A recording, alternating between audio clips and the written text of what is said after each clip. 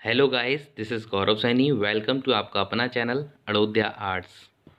दोस्तों, आज इस वीडियो में हम अक्षय कुमार, जो कि मेरे एक फेवरेट एक्टर हैं, उनका एक पोर्ट्रेट बना रहा हूँ। यहाँ पे दोस्तों आपको स्क्रीन पे अक्षय कुमार की एक फ़ोटो दिख रही होगी। यही पोर्ट्रेट आज मैं A3 शीट पे यहाँ बना रहा हूँ। दोस्तों, पोर्ट्रेट बनाने के लिए बेसिकली कई अलग अलग आर्टिस्ट अलग अलग मेथड्स यूज़ करते हैं। बेसिकली जो बिगिनर्स होते हैं वो ग्रिड का इस्तेमाल करते हैं। वो आर्टिस्ट ग्रिड जो होती है, ग्रिड पेपर पे बना करके और फिर उसके हिसाब से फ़ोटो को ड्रॉ करते हैं। लेकिन यहाँ आप देख रहे हैं कि मैं फ्री हैंड ड्रॉ कर रहा हूँ। फ्री हैंड ड्राइंग करने में अपना एक अलग मज़ा होता है दोस्तों। यहाँ हम अपनी स्किल्स को ज़्यादा डेवलप कर सकते हैं कि फ्री हैंड हम कितना एग्जैक्ट बिना ग्रिड की मदद के कोई पोर्ट्रेट ड्रॉ कर पाते हैं। This is one of my very favourite method to draw a portrait free hand. यहाँ पे दोस्तों हम लोगों ने आइवरी शीट A3 साइज़ की एक शीट ली है। बेसिकली आर्ट लाइन की पेंसिल्स हैं मेरे पास। ठीक है, बाकी कुछ जो भी आर्ट मटेरियल मैं इस वीडियो में यूज़ करने वाला हूँ, उस सभी की एक सेपरेट वीडियो भी मैंने बनाई है दोस्तों। उसको भी मैं बहुत जल्द अपलोड करूँ, तो वहाँ से आप जो है आर्ट मटेरियल के बारे में फुल डिटेल देख सकते हैं दोस्तों। अभी देखिए A3 शीट पे मैं 2B पेंसिल या HB पेंसिल का मैं बेसिकली यूज़ करता हूँ किसी भी पोर्ट्रेट की आउटलाइंस को ड्रॉ करने में। फ़र्स्ट ऑफ़ ऑल किसी भी पोर्ट्रेट के लिए बेसिक चीज़ यही है कि आप एक लाइट पेंसिल लेकर के हल्की-हल्की आउटलाइन और हल्की-हल्की वैल्यूज़ को ड्रॉ कर लीजिए और उसके बाद layer by layer, one by one आप उसको थोड़ा-सा बेहतर टोनिंग देते हुए फिर आप उस पे फाइन वर्क कर सकते हैं। अभी यहाँ पे आप देख रहे हैं कि मैं सारी चीज़ें काफ़ी मेज़रमेंट्स के साथ बना रहा हूँ। मैंने स्केल का भी यूज़ किया है। फ़ोटो में जितने साइज़ का मुझे पोर्ट्रेट बनाना है, सबसे पहले दोस्तों हमारे लिए ज़रूरी है कि हम लोग क्या करेंगे, फेस कितना साइज़ का होगा, पेज के ऊपर क्या रेशियो फेस का और बाकी के पोर्शन का रहेगा, विड्थ क्या होगी, लेंथ क्या होगी, वो सारी चीज़ें अगर आप थोड़ा-सा मेज़र करके अगर चलते हैं, तो आपका पोर्ट्रेट काफ़ी एग्ज़ैक्ट बन सकता है। यहाँ मैं बेसिकली फ्री हैंड बना रहा हूँ इस पोर्ट्रेट को, लेकिन काफ़ी सारी चीज़ें मैंने मेज़र करके सारी चीज़ें बनाई हुई हैं, तो जिससे कि आप देखेंगे कि पोर्ट्रेट काफ़ी एग्ज़ैक्ट आ जाता है। दोस्तों, अब यहाँ थोड़ा-सा मैं ज़ूम करके आपको दिखाऊँगा कि जो आउटलाइन्स मैंने बनाई हैं, वो काफ़ी हद तक ठीक-ठाक आ गई हैं, जिसकी मदद से मैं आगे का काम शुरू कर रहा हूँ। अभी यहाँ मेरा जो बेसिक पॉइंट ऑफ व्यू रहता है कि मेरा स्टार्टिंग पॉइंट आइज़ रहती हैं दोस्तों, मैं आइज़ से ही कोई भी पोर्ट्रेट स्टार्ट करता हूँ। बाकी हर आर्टिस्ट का अपना अलग-अलग रहता है, कोई कहीं से शुरू करता है, कोई कहीं से शुरू करता है, लेकिन मेरा बेसिकली आइज़ से ही रहता है। तो क्योंकि आँखें चेहरे के ऊपर एक बहुत मेन रोल प्ले करती हैं और काफ़ी मेन होती हैं, तो वहीं से हम लोग अपनी पोर्ट्रेट की शुरुआत करते हैं दोस्तों। तो यहाँ पे आप देख रहे हैं कि यहाँ से मैंने अपनी पेंटिंग में डार्क टोन्स देना स्टार्ट किया है और आँखों में मैंने बेसिकली 8B और चारकोल पेंसिल का भी इस्तेमाल किया है। आँख का जो मेजर पार्ट है, जो डार्कर ब्लैक आपको दिख रहा होगा, ये मैंने कहीं-कहीं चारकोल पेंसिल और कहीं-कहीं 8 और 10B पेंसिल्स का यूज़ करके बनाया है दोस्तों। इसके अलावा 4B और 2B और 6B पेंसिल्स का इस्तेमाल भी इसमें कहीं-कहीं हुआ है। यहाँ आप देख रहे हैं कि इसके जो आईलैशेस हैं, उनको बनाने के लिए भी हम लोग जो है फाइन जो है 8B या 10B की पेंसिल का इस्तेमाल करेंगे। सबसे ख़ास बात ये है दोस्तों कि आप जब आईलैशेस वगैरह बनाएं तो आप थोड़ा-सा ऑब्ज़र्व करें कि आईलैशेस के बाल कभी भी सीधे नहीं होते। जनरली जो बिगिनर्स होते हैं या बच्चे जब भी ड्राइंग करते हैं तो वो आईलैशेस को काफ़ी सीधा स्ट्रेट बना देते हैं और उसकी एंडिंग जो पॉइंट्स होते हैं आईलैशेस को, उसको काफ़ी बोल्ड छोड़ देते हैं, काफ़ी मतलब मोटाई पे। जबकि आप देखेंगे कि बाल का जो आगे का टिप होता है वो काफ़ी बारीक होता है, बहुत ही मतलब थिन होता है। तो आप बिल्कुल स्ट्रोक उस तरीके से लगाएं कि जिस तरीके से आईलैशेस के बाल जो है थोड़े से बैंड भी होते हैं ऊपर की तरफ, ठीक है, नीचे से निकलते हुए ऊपर की तरफ बैंड होते हैं, तो आप उसी डायरेक्शन में स्ट्रोक्स लगाएं और उसकी टिप को बिल्कुल मोटा ना छोड़ दें, बिल्कुल काफ़ी पतला उसको करने के बाद आप इसको ड्रॉप करें पेंसिल को। तो ये आईलैशेस के लिए थोड़ी सी टिप्स आपको देनी थी दोस्तों। इसके अलावा जो आँख है उसमें जो डार्कर पोर्शन है, वहाँ हल्का सा मैंने इरेज़र पेन या इरेज़र पेंसिल का यूज़ किया है, जो आप थोड़ा सा शाइनिंग उसमें देख रहे होंगे आँख में, तो वो मैंने पेंसिल इरेज़र का इस्तेमाल करके उसमें शाइनिंग दी है। इसके अलावा आप जो वाइट कलर का जेल पेन आता है उसका भी इस्तेमाल कर सकते हैं, लेकिन वो थोड़ा सा पेंटिंग में अनप्रोफेशनल लगेगा। अगर आप वीडियोस वगैरह बनाते हैं तो उसमें तो उसका अच्छा लुक आता है, लेकिन जब आप पेंटिंग को कहीं रिप्रेजेंट करेंगे तो वो काफ़ी अनप्रोफेशनल लगता है। तो इसलिए वो चीज़ मुझे पर्सनली पसंद नहीं है। बाकी आप उसका यूज़ कर सकते हैं। फ्रेंड्स, यहाँ पे ये ध्यान दीजिएगा आप कि बेसिकली आप एक 3D पोर्ट्रेट बनाने वाले हैं या बनाने जा रहे हैं। तो 3D पेंटिंग बनाने में सबसे बड़ी जो प्रॉब्लम है वो ये है कि आपका जो पेपर है वो 2D शेप में है, ठीक है? और आपको उसमें थर्ड डायमेंशन देनी है, ठीक है? तो बेसिकली तो ये पॉसिबल नहीं है कि आप 2D में थर्ड डायमेंशन दे दें, लेकिन बस ये एक इल्यूज़न क्रिएट कर देते हैं, जिससे कि आपकी पेंटिंग 3D लगती है। तो उसमें सारा जो काम है बेसिकली वो लाइट्स का और शेडोज़ का काम होता है। अभी आप देख रहे हैं कि नॉर्मली जो मैंने आँख ड्रॉ की है वो 2D एक पेपर पे ड्रॉ की है पेंसिल की मदद से। लेकिन इसकी जो लुक है जो इसका जो व्यू है वो थोड़ा-सा लगता है कि हाँ भाई 3D जैसा है, आँख उभरी हुई लग रही है या शेडोज़ हैं चेहरे पे। तो वो सारी चीज़ें ही अगर आप ड्रॉ करना सीख जाएँगे, अगर आप जान जाएँगे, तो बेसिकली आपकी पेंटिंग में भी 3D लुक आना लगेगा और आप बहुत अच्छी 3D पेंटिंग्स या 3D रियलिस्टिक पोर्ट्रेट्स बना पाएँगे।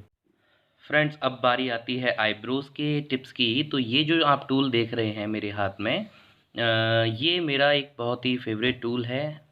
बालों को जनरली आपको आईब्रोज़ में सेपरेट कोई शाइनिंग वाला एक बाल दिखता होगा, उसको बनाने के लिए मेरा बहुत ही फ़ेवरेट टूल है। तो इसकी मदद से हम काफ़ी रियलिस्टिक काम कर पाते हैं। तो इस टूल की मदद से मैंने क्या किया है, जो मुझे सेपरेट बाल जो कि सेपरेट दिखाने होते हैं उनको मैं एक बार रफली ड्रॉ कर देता हूँ। और उसके बाद जब हम पेंसिल से शेडिंग देंगे तो देखिए इस तरीके से, जैसे आप देख रहे हैं कि कहीं-कहीं कोई-कोई 1-2 बाल जो है काफ़ी वाइट टोनिंग में दिख रहा है, फ़ोटो में भी आपको दिख रहा होगा और वो मैंने जहाँ पेंटिंग ड्रॉ की है वहाँ भी आपको दिख रहा होगा। तो इस तरीके की ग्रेडिंग आप उसमें निकाल सकते हैं, ठीक है? तो ये एक बहुत ही अच्छा टूल है जो मैं पर्सनली यूज़ करता हूँ और रिकमेंड भी करता हूँ दूसरे लोगों को कि इसका यूज़ करने में काफ़ी अच्छा इफ़ेक्ट आप पेंटिंग में दे सकते हैं। तो यहाँ पे दोस्तों हमारी आँखों में काम काफ़ी हद तक कंप्लीट हो गया है। अभी बाद में भी अगर थोड़ा-सा रिक्वायरमेंट होगी तो हम थोड़ा बहुत काम बाद में और करेंगे। फ्रेंड्स, आँखों के बाद अब नोज़ की बारी आती है। अब हम लोग नोज़ में काम स्टार्ट कर रहे हैं। यहाँ ख़ास बात ये है कि आप जो भी नोज़ के अप्स एंड डाउन्स आपको फ़ोटोग्राफ में दिख रहे हैं, हम कोशिश करेंगे कि कोई स्ट्रेट एकदम स्ट्रोक ना लगाते हुए हम बिल्कुल शेडिंग मेथड में, ठीक है? यानी कि हम कोई भी एकदम फाइन लाइन नहीं खींच रहे हैं, हम शेडिंग मेथड में नोज़ को ड्रॉ करने की और प्लस उसके अप्स एंड डाउन्स देने की कोशिश करेंगे। दोस्तों, आपको मेरी आवाज़ के पीछे से एक बैकग्राउंड म्यूज़िक सुनाई दे रहा होगा। ये कोई म्यूज़िक नहीं है। एक्चुअली ज़्यादातर दोस्तों मैं रात को काम करता हूँ। मेबी मैं 12 बजे के बाद रात में काम करता हूँ। तो ये मेरी गली के कुछ शेर हैं जो दहाड़ रहे हैं। तो मेबी आपको थोड़ा-सा डिस्टर्बेंस इनकी आवाज़ की वज़ह से हो रहा होगा।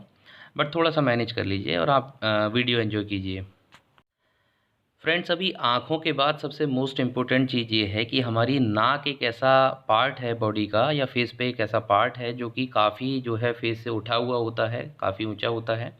तो अब सबसे बड़ी बात ये है कि भई उसी सेम 2D एक सरफेस पे हमको उसको एकदम उठा हुआ उठाव के साथ दिखाना है, तो उसके लिए आप क्या करेंगे?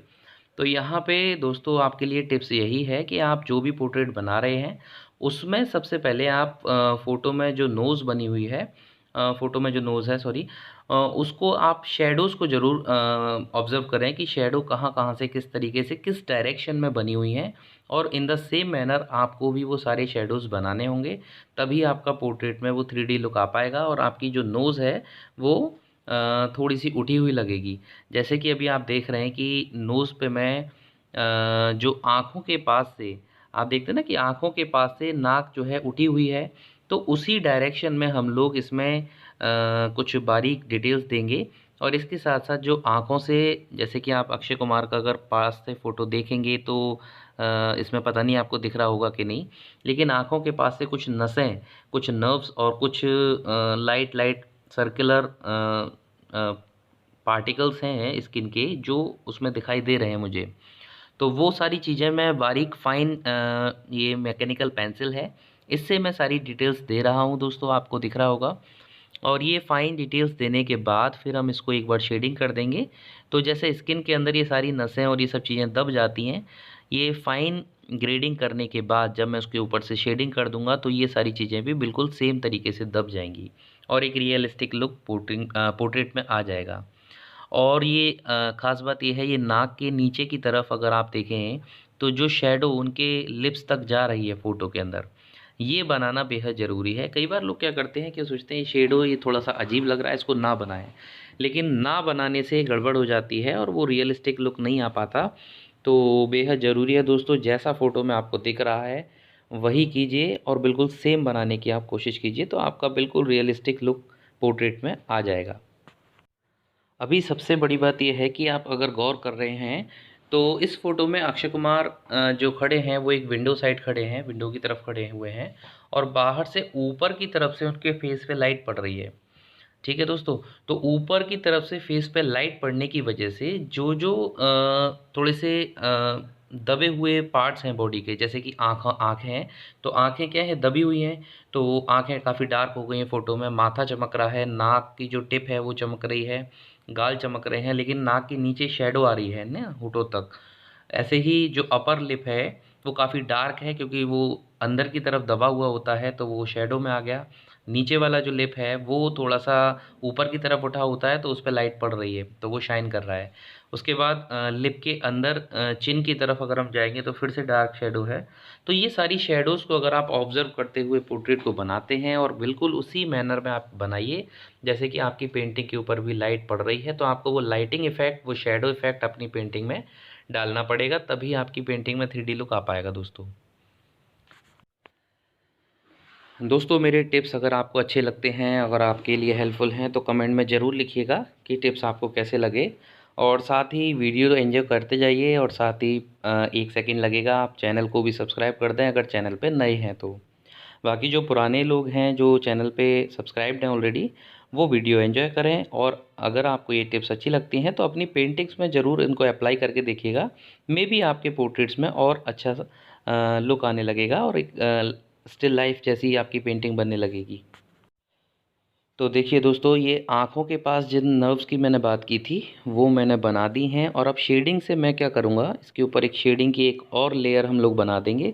तो वो जो नसें हैं वो एक तरीके से स्किन टेक्सचर के अंदर दब जाएंगी और नीचे शेडिंग के नीचे से रिफ्लेक्ट करेंगी। यही सब चीज़ों से ये नाक जो है 3D लगने लगेगी। आपको दिख भी रहा होगा कि पेंटिंग में काफ़ी उठाव नाक में आ गया है दोस्तों। ये देखिए यहाँ पे अगर आप देखें तो इसमें आप देखेंगे कि वीडियो क्लिप में किस तरीके से आपको क्लियर नाक उठी हुई दिख रही होगी। और नीचे जो मैंने डार्क शेडो बनाया है ये मैंने मे बी चारकोल पेंसिल या फिर 10B पेंसिल यूज़ की है, तो इससे काफ़ी अच्छा लुक नाक में आ गया है।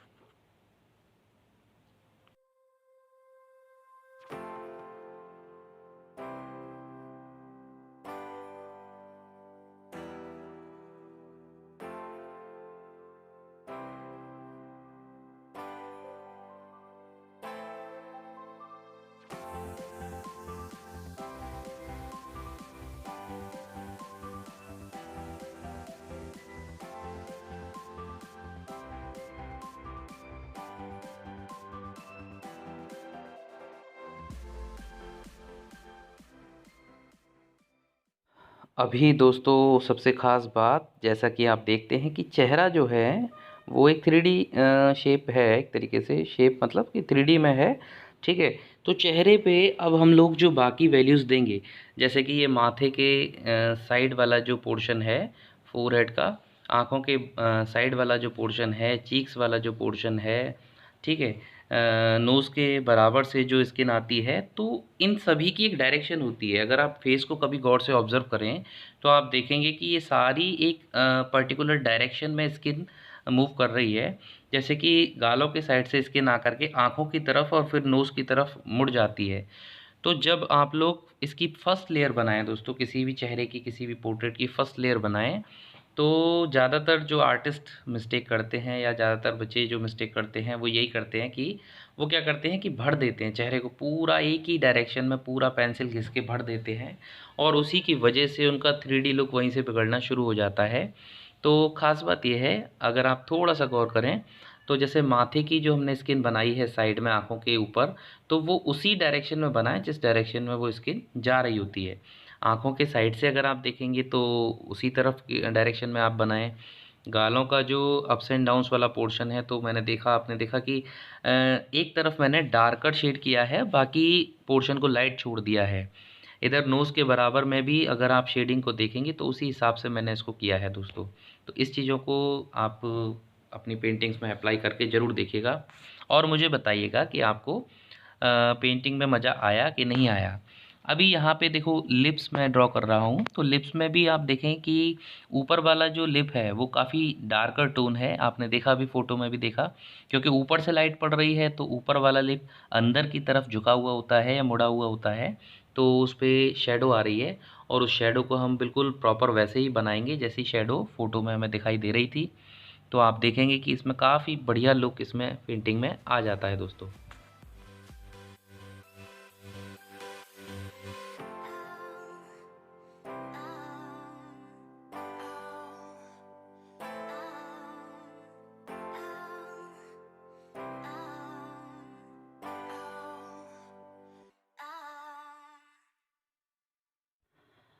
अब बारी आई नीचे वाले लिप की। तो इसमें जैसा कि अभी फ़ोटो में आपने देखा कि लाइट पड़ेगी तो ये नीचे वाला लिप शाइन करता है ना, लाइट की वजह से शाइन करता है। तो यहाँ पे हम लोग उसी हिसाब से इसको ड्रॉ करेंगे। ऊपर वाले लिप में क्योंकि शेडो आ रही है तो हमने उसको काफ़ी डार्क डार्क 10B की या 8B की पेंसिल से भर दिया है दोस्तों। तो उसमें बहुत ज़्यादा डिटेलिंग भी हमने नहीं की है, लेकिन नीचे वाले लिप में आपको डिटेलिंग दिखानी पड़ेगी क्योंकि लाइट की शाइनिंग की वजह से चाहे लिप की जो है काफ़ी डिटेल्स आपको बारीक नर्व्स या फिर बारीक जो भी कट्स होते हैं लिप के वो दिखाने पड़ेंगे। तो आपका वो लिप जो है काफ़ी रियलिस्टिक लुक लगेगा और रियलिस्टिक लगेगा। तो यहाँ पे ये गई भाई लिप के नीचे वाली शेडो। और अभी यहाँ पे लिप में हम और डिटेलिंग करेंगे, इसकी और फाइनिंग ग्रेडिंग और डिटेलिंग आप करते जाएंगे तो ये और रियलिस्टिक बनता जाएगा दोस्तों।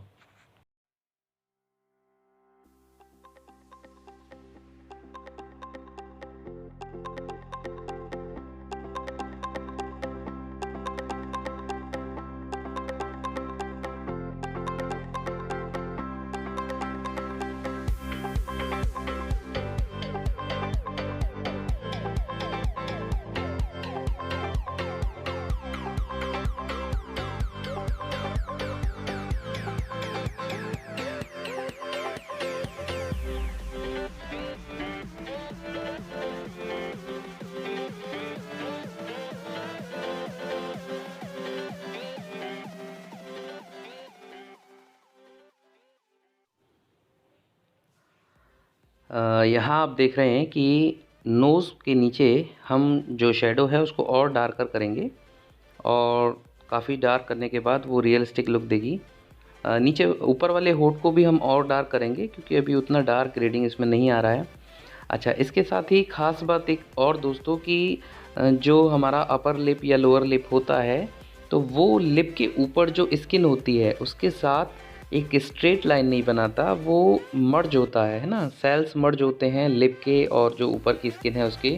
तो वो एक फ़ाइन लाइन नहीं है, इसलिए आप भी कभी भी लिप वगैरह ड्रॉ करते हैं, मैं एक फ़ाइन लाइन से उसको रिप्रेजेंट ना करें। ये काफ़ी जो है मतलब अजीब लगता है। तो अगर आप देखेंगे तो ऊपर की स्किन और लिप की जो स्किन है उसको कहीं कहीं हम लोग आपस में इंटर मर्ज कर देंगे तो वो थोड़ा सा रियलिस्टिक लुक आपका देगी। तो ये चीज़ आप ज़रूर ट्राई करें, लिप को एक स्ट्रेट लाइन से कभी ना बनाएं।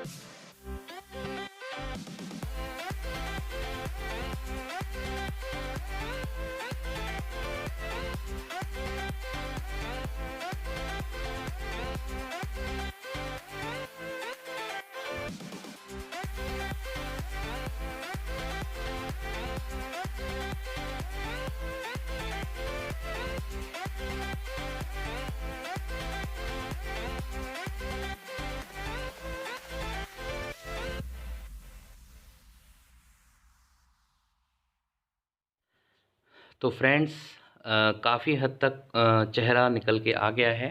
आपको पहचान आ ही रहे होंगे ये अक्षय कुमार हैं। और नियर अबाउट नोज़ और लिप्स और जो चिन के आसपास मैंने कुछ स्किन टोन दिया है, स्किन टेक्सचर बनाने की कोशिश की है। तो इसके लिए भी आप डिफरेंट मेथड्स यूज़ कर सकते हैं, जैसे कि या तो आप जो चेहरे के ऊपर जो हेयर्स होते हैं, ठीक है, फेशियल हेयर्स जो होते हैं, उसके गूज बम्प्स बनाएं, या फिर मान लीजिए आप उसके अप्स एंड डाउन्स को ड्रॉ करें सेपरेटली। लेकिन ये बहुत ज़्यादा टाइम कंज्यूमिंग भी होगा और बहुत ज़्यादा लंबा पोर्ट्रेट आपका हो जाएगा। तो इस वजह से हम लोग क्या करते हैं, सेम टेक्सचर देने के लिए एक सर्कुलर पैटर्न का इस्तेमाल करते हैं। बहुत बारीक बारीक सर्कुलर सर्कुलर स्किन टेक्सचर हम देने की कोशिश करते हैं। तो ये मैंने वही कोशिश की है। अगर आप थोड़ा सा इसकी ग्रेडिंग देख पा रहे हो, तो चिन के पास और ये लिप्स के नियर अबाउट एरियाज़ में मैंने वही ग्रेडिंग देने की कोशिश की है, और मैंने सर्कुलर रिंग्स बना करके उस पूरे टेक्सचर को स्किन टेक्सचर में कन्वर्ट कर दिया है। अभी देखिए फेस के साइड में, क्योंकि मैंने बताया ना अक्षय कुमार इस फोटो में एक विंडो के सहारे खड़े हैं और विंडो के बाहर से ऊपर की तरफ से लाइट उनके चेहरे पे पड़ रही है।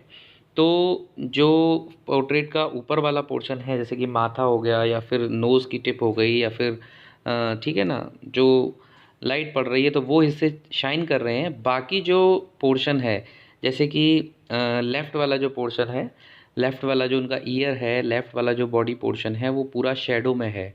तो अभी उस तरफ हम काफ़ी डार्क टोनिंग्स करेंगे। यहाँ मैं चारकोल भी इस्तेमाल करूँगा दोस्तों, और 8B और 10B पेंसिल्स भी यूज़ करूँगा, क्योंकि वो पूरा कम्प्लीटली डार्क पोर्शन है अगर आप फ़ोटो में देखें तो।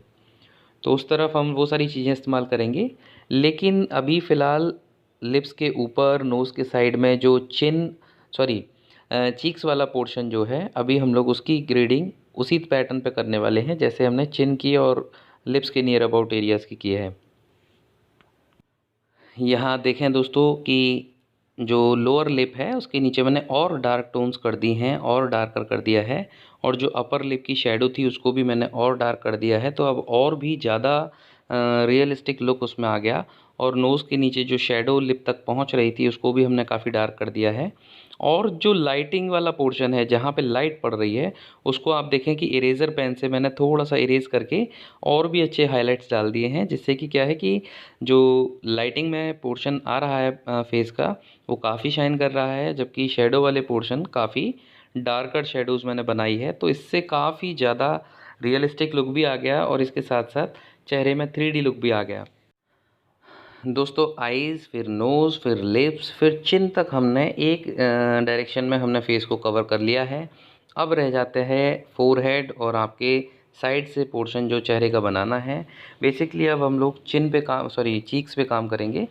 तो चीक्स में अब ख़ास बात ये है दोस्तों कि स्किन जिस डायरेक्शन में है, मैं बार बार आपसे एक ही बात कह रहा हूँ, पूरे फेस को आप शेडो तो करना ही है आपको, ठीक है। तो उसको एक ही पेंसिल से एक ही डायरेक्शन में मत भर दीजिए पूरा। आप स्किन को ऑब्ज़र्व ज़रूर करें कि स्किन किस डायरेक्शन में कहाँ से कहाँ तक किन स्किन टिश्यूज़ के साथ मिल रही है, उसी डायरेक्शन में उसी तरीके से आप स्किन को ड्रॉ करने की कोशिश करेंगे। तो डेफ़िनेटली आपके पोर्ट्रेट में एक रियलिस्टिक लुक आएगा। अब जैसे कि जो गाल में या चीक्स में जो हल्का सा गड्ढा या फिर हल्का सा जॉ वाला जो पोर्शन होता है, वहाँ मैंने एक डार्कर मार्क छोड़ दिया है, आप देख रहे होंगे, क्योंकि उसके पीछे का पूरा पोर्शन मुझे काफ़ी डार्क बनाना है, फ़ोटो में वैसे ही है। लेकिन उसके ऊपर जो लाइटर पोर्शन है, वहाँ आप देखें कि आँखों के नीचे जो आईबॉल्स होती हैं, आँखों के नीचे जो एक स्किन टेक्सचर होता है, एक गड्ढा होता है, मतलब अप्स एंड डाउन्स होते हैं आँखों के, उन चीज़ों को, आँखों के पास जो नसें हैं उनको, और इसके साथ-साथ स्किन टेक्सचर देने के लिए वहाँ जो बारीक हमारे पास डिटेल्स हैं, ठीक है? जैसे कि स्किन के अंदर होने वाली जो नर्व्स या फिर स्किन के जो सेल्स के, टिश्यूज़ के जो मार्क्स हैं, वो सब हम मैकेनिकल पेंसिल से काफ़ी फ़ाइन बारीक डिटेल्स बना रहे हैं दोस्तों। यहाँ पे मैंने वीडियो को थोड़ा फ़ास्ट फॉरवर्ड कर दिया है, तो आपको सारी डिटेल्स बनाते हुए मैं नहीं दिखा पा रहा हूँ इसमें। बट आप देखें कि मैकेनिकल पेंसिल से मैंने वो सारी ग्रेडिंग्स पेंटिंग में की हैं, जिससे कि अब जब इसके ऊपर मैं शैडो या शेड करूँगा, तो उस समय ये बिल्कुल स्किन वाला ही लुक देंगी।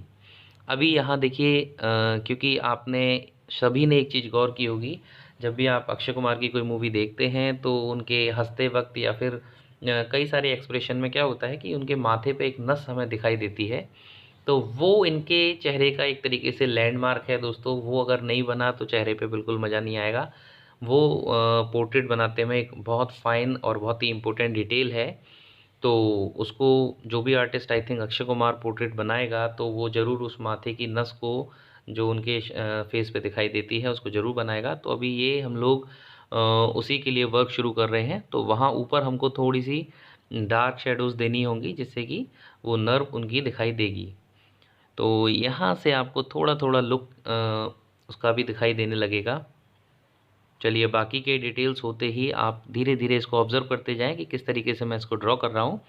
तो अगर आप लोग भी इंटरेस्टेड हैं अक्षय कुमार का पोर्ट्रेट बनाने में तो इन सारी चीज़ों को आप ज़रूर उसमें अप्लाई कीजिए। बाकी अपने बाकी सभी पोर्ट्रेट्स में इन टिप्स को आप अप्लाई करेंगे तो बेसिकली आपको बहुत अच्छे रिजल्ट्स देखने को मिलेंगे।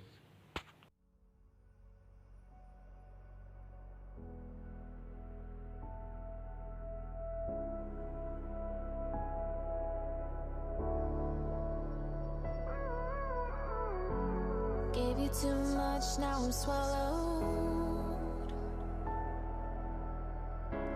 Now I'm a fool while you're breaking rules. Dangerous path that I follow. Oh, go on, just do what you do. तो फ्रेंड्स जैसा कि मैंने आपको बताया था कि अक्षय कुमार जिस पोजीशन में खड़े हैं उनके लेफ़्ट साइड पे फेस के लेफ़्ट साइड पे काफ़ी डार्कर शेडो है जो कम्प्लीटली ऑलमोस्ट डार्क है। तो यहाँ पे चारकोल पेंसिल और मैंने 10B पेंसिल का भी इस्तेमाल किया है। हालांकि काफ़ी सारे आर्टिस्ट चारकोल और पेंसिल को ब्लेंड करने या मिक्स करने में दिक्कतें बताते हैं और ये प्रॉब्लम है भी, क्योंकि चारकोल जो है कम्प्लीटली रफ़ होता है और वो शाइन नहीं करता, जबकि ग्रेफाइट जो है वो शाइन करता है। और इनकी ब्लेंडिंग भी आपस में बड़ी मुश्किल से हो पाती है या हो भी नहीं पाती, क्योंकि चारकोल के ऊपर अगर आप लोग किसी भी तरीके से ग्रेफाइट का इस्तेमाल करते हैं तो वो दोस्तों अलग ही शाइन करेगा। आपकी पेंटिंग जब भी लाइटिंग की तरफ आएगी वो बहुत ही भद्दा इफ़ेक्ट देगा। लेकिन फिर भी कहीं कहीं हमें पोर्ट्रेट में लुक देने के लिए चारकोल इस्तेमाल करना पड़ता है। तो उसका इस्तेमाल आप बहुत ही बैलेंसिंग तरीके से बहुत ही संभाल के कीजिए। हाँ, एक थोड़ा-सा एक ट्रिक ये भी है, अगर आप चारकोल या ग्रेफ़ाइट को किसी पेपर की मदद से या टिश्यू पेपर की मदद से बिल्कुल आप उसको मैश कर देते हैं या बिल्कुल ब्लेंड कर देते हैं, बहुत अच्छे से ब्लेंडिंग कर देते हैं, तो आप थोड़ा बहुत दोनों की ब्लेंडिंग करा सकते हैं। अदरवाइज़ ये पॉसिबल नहीं है क्योंकि चारकोल के ऊपर ग्रेफ़ाइट चमकता है दोस्तों। The pain seems to follow like a shadow, dark and cold to the touch. Am I insane not to let go? Oh, go on, just do what you do. And it hurts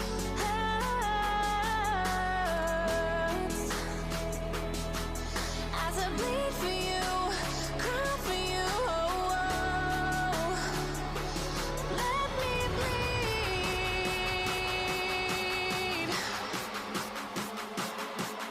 as I bleed for you, cry for you. Let me bleed.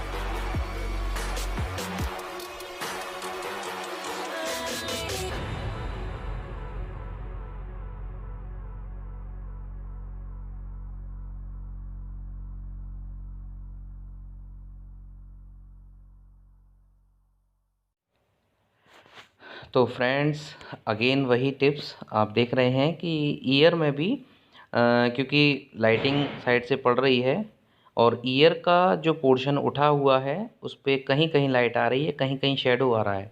तो आपको दोनों ही बनाना है। Shadow वाले area में आपको shadow completely बनानी पड़ेगी और लाइटिंग वाले एरिया में लाइट बनानी पड़ेगी।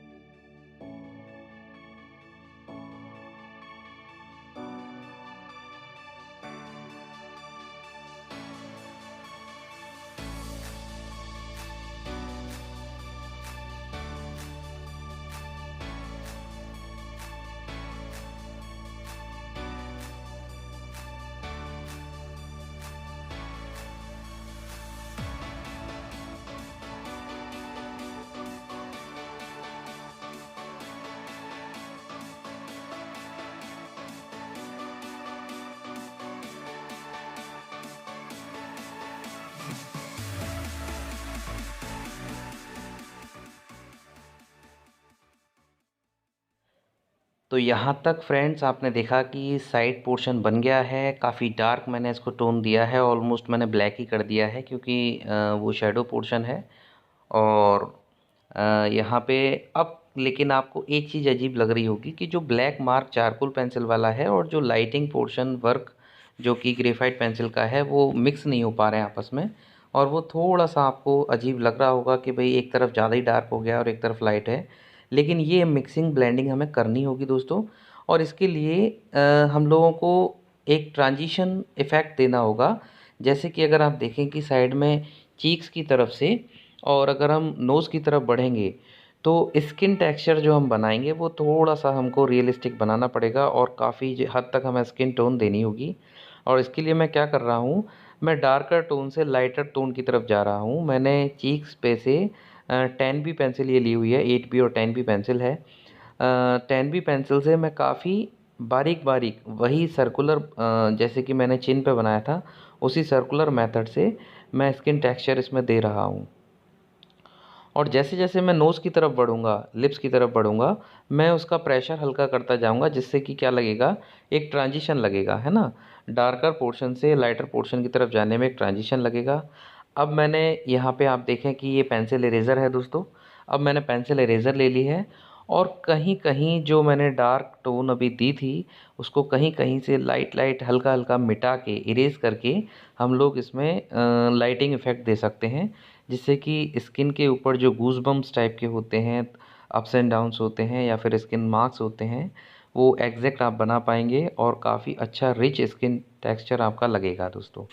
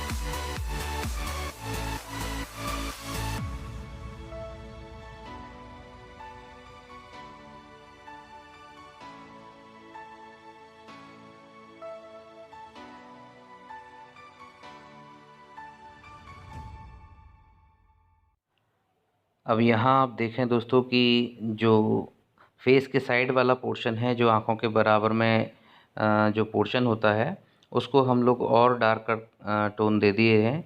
और यहीं से थोड़ा सा ये जो नसें हैं, उनके माथे की जो नसें हैं, वो भी हम ड्रॉ करते हुए चलेंगे, जिससे कि उसका नसों वाला जो इफ़ेक्ट है चेहरे पे वो दिखना चाहिए दोस्तों।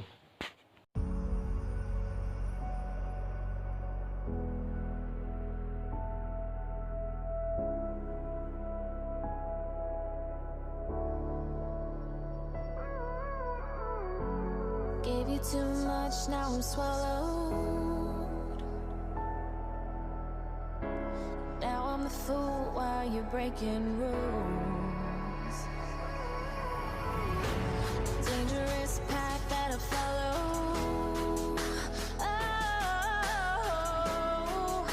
go on, just do what you do. And it hurts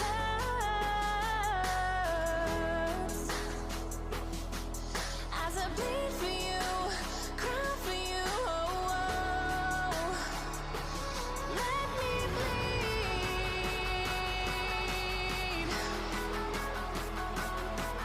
as I bleed for you, cry for you. Oh, let me bleed.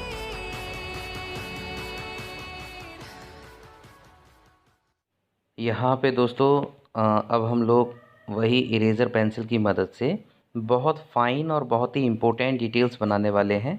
जैसे कि फ़ेस के साइड में आप देख रहे हैं कि ईयर पे भी, फेस पे भी, चीक्स पे भी कहीं-कहीं लाइटिंग पड़ती है, तो वहाँ-वहाँ हमें फ़ेस के कुछ पार्ट्स जो है शाइनिंग करते दिखाई देते हैं।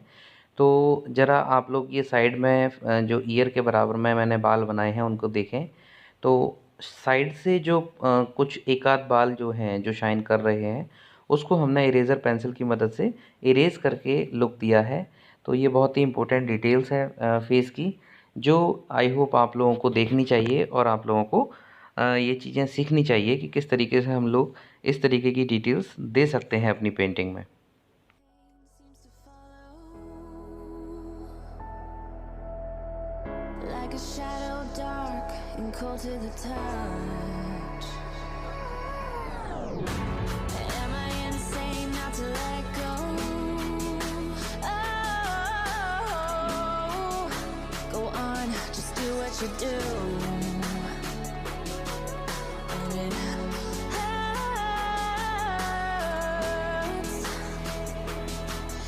as I bleed for you, cry for you. Oh, let me bleed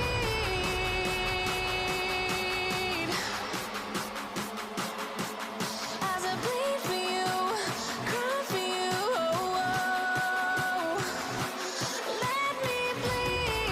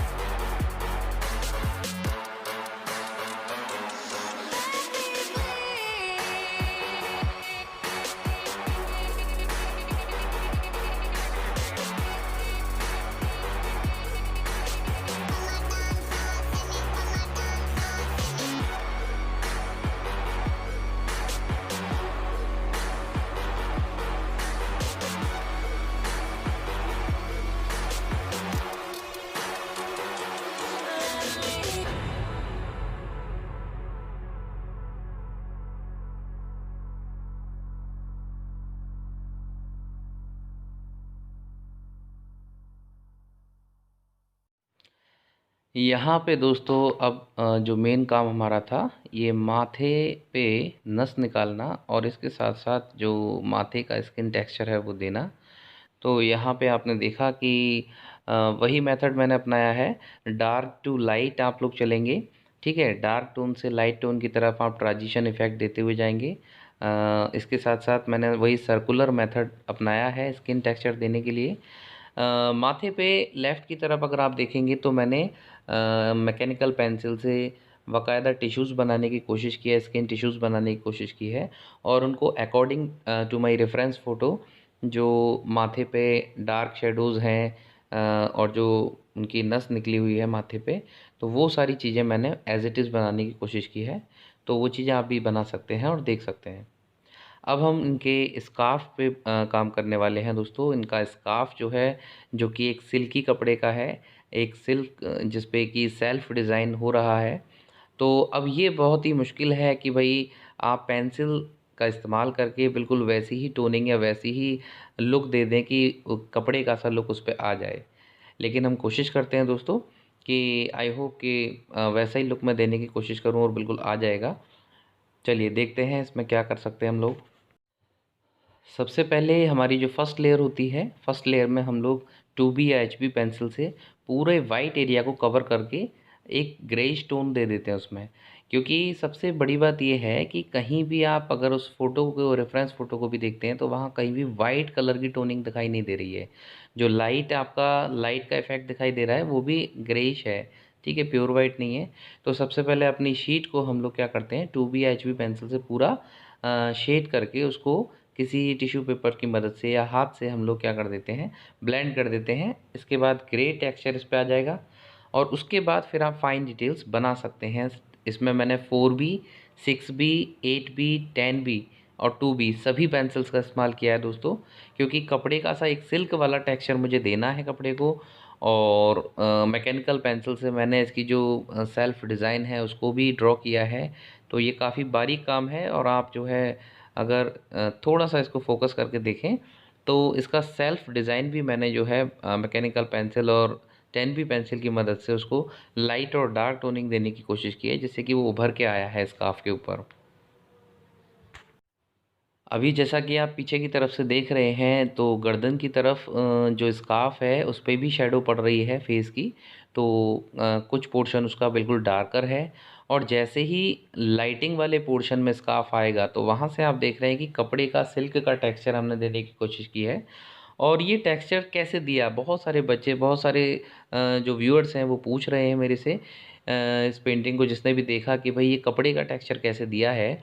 तो यहाँ पे मैं आपको बता दूँ कि आप लोग एक लाइट और एक डार्क पेंसिल ले लीजिए और एक ही डायरेक्शन में, जैसे कपड़ा फोल्ड जहाँ हो रहा है, जैसे ना रोल अप हो रहा है गर्दन के पास से स्कार्फ, तो उसी रोल अप पोजीशन में आप लाइनिंग की मदद से वो सिल्क वाला लुक उस को आप दे सकते हैं। एक लाइट पेंसिल और एक डार्कर ग्रेड की कोई भी पेंसिल लेकर के लाइनिंग की टोनिंग से आप उसको बना सकते हैं। जैसा कि आप देख रहे हैं यहाँ मैंने वही मेथड इस्तेमाल किया है और बिल्कुल सिल्क जैसा लुक निकल के आया है। कैरीज़ जो बनी है उसमें मैं मैकेनिकल पेंसिल यूज़ कर रहा हूँ बारीक काम के लिए। इसके साथ साथ उसके हाइलाइट्स के लिए पेंसिल इरेज़र को यूज़ कर रहा हूँ, क्योंकि जब मैं टिश्यू पेपर से उसको ब्लेंड करता हूँ डार्क पेंसिल्स को तो वो कहीं ना कहीं कैरीज़ के ऊपर भी ग्रेफाइट आ जाता है। तो बाद में पेंसिल इरेज़र से हम उसको इरेज़ करके कैरी को और भी हाईलाइट कर सकते हैं जो उसकी स्कार्फ का डिज़ाइन है। और देखिए उसके अंदर मैं 8B या 6B पेंसिल से कैरी के अंदर की सेल्फ कंस्ट्रक्टेड वर्क को भरे दे रहा हूँ, क्योंकि वो वहाँ भी धागा है, ठीक है। तो धागे वाला लुक आना चाहिए, आप उसको बिल्कुल खाली नहीं छोड़ सकते कैरी के अंदर। तो वो सारी चीज़ें हम लोग मैकेनिकल पेंसिल या फिर 4B या 6B पेंसिल से फिल कर रहे हैं।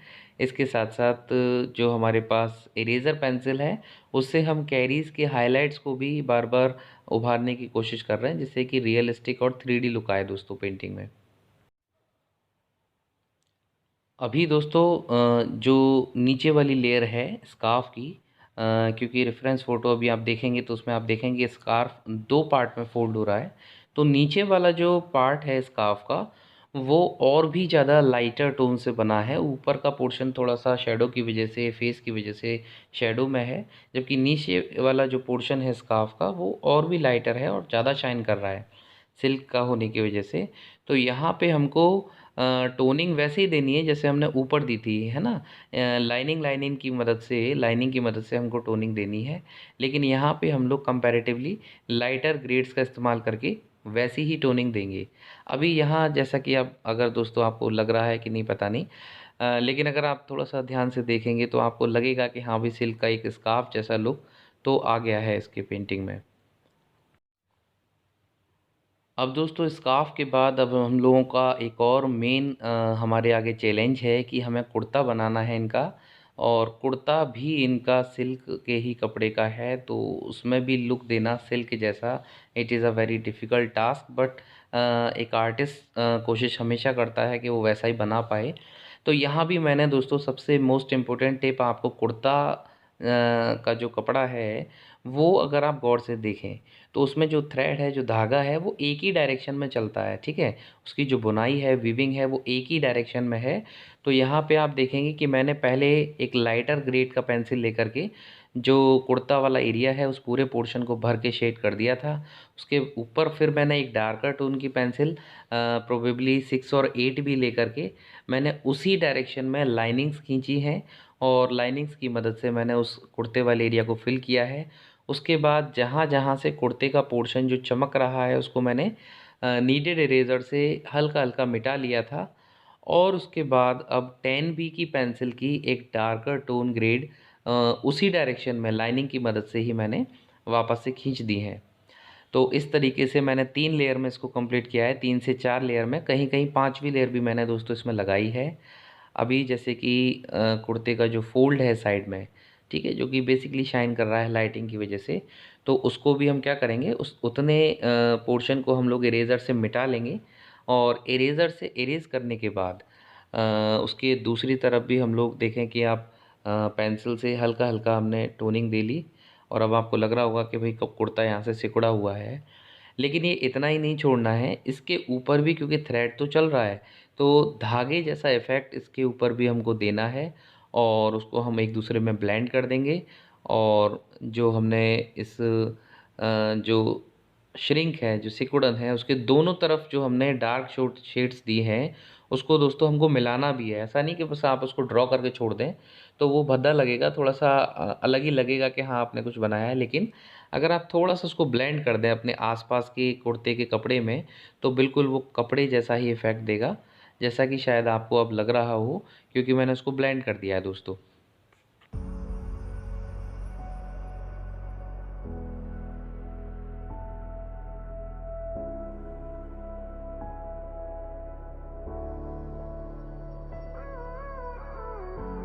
Gave you too much, now I'm swallowed. Now I'm the fool while you're breaking rules. Dangerous path that I follow. Oh, go on, just do what you do. And it hurts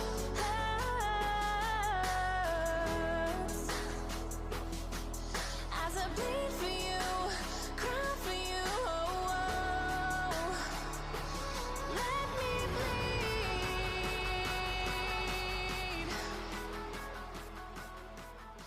for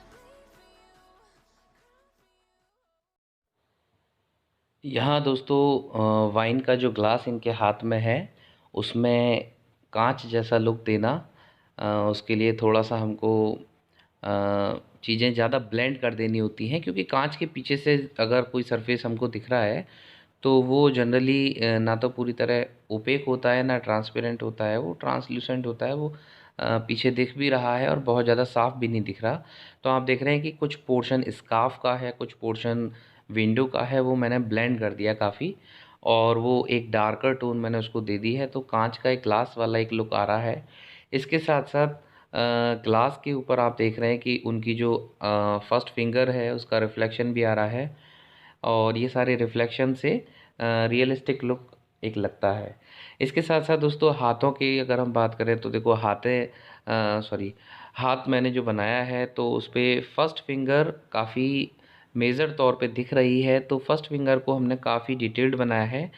finger के ऊपर जो hairs होते हैं, छोटे छोटे pores होते हैं, इसके अलावा जो बोन्स के जॉइंट्स हैं, जॉइंट्स के ऊपर जो स्किन होती है वो उसका हाईलाइट, इधर थंब का भी हमने देखा है, नेल भी अगर आप देखें बारीकी से, थंब का पूरा साइड का पोस्चर देखें तो वो सारा हमने रियलिस्टिक बनाने की कोशिश की है। इसके अलावा जो हाथ की स्किन पे पोर्स दिखाई देते हैं और स्किन जो है एक राउंड शेप में दिखाई देती है, तो वैसा ही हम लोग इसमें बनाने की कोशिश अगर करें तो ये नर्व्स वगैरह और ये सारे हाथों के पोर्स वगैरह क्लियरली हम एक एक करके धीरे धीरे सारी डिटेल्स हाथ पे बना सकते हैं।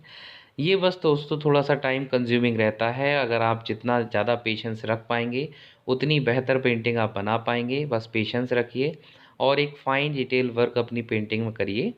Best of luck friends. I hope आपको वीडियो पसंद आएगा और अगर दोस्तों पसंद आए, अक्षय कुमार के पोर्ट्रेट ही आपको पसंद आता है तो वीडियो को शेयर करें, लाइक करें और वीडियो को स्किप ना करें, पूरी वीडियो देखें जिससे कि आपको सारी आर्ट ट्रिक्स और टिप्स आपको मिल पाएँ और आप भी अपनी पेंटिंग्स में बेहतर काम कर पाएँ।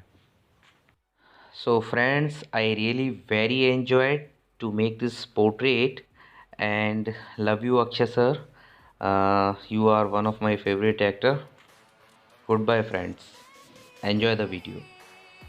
Thank you.